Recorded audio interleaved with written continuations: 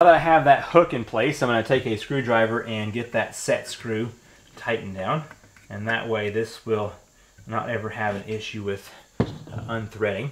There we go. Now I don't have my insulation in the ceiling yet or my ceiling panels, but let's go ahead and put this up top on my roof to make sure that it's going to look nice up there. I'm also just going to take this safety cable around one of the trusses and clip it back to itself. Just to show you how well that works also.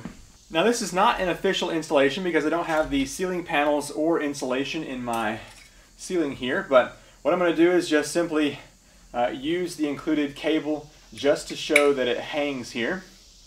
Let's go ahead and do that real quick.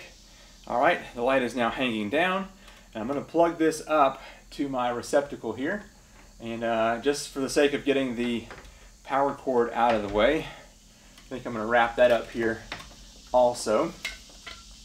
That way it's not touching the unit as it's hanging here. Alright, very nice.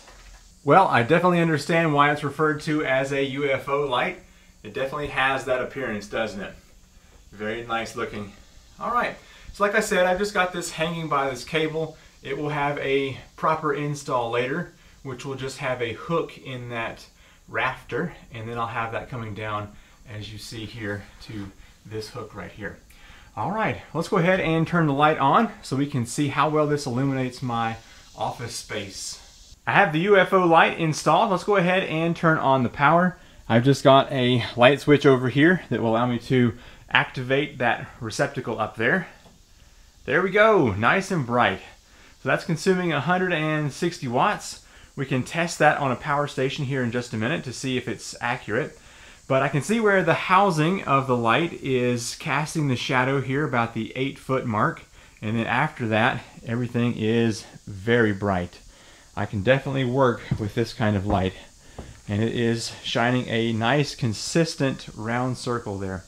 Let's step over here to this power station, which is currently running this light, and see what it shows as the power consumption.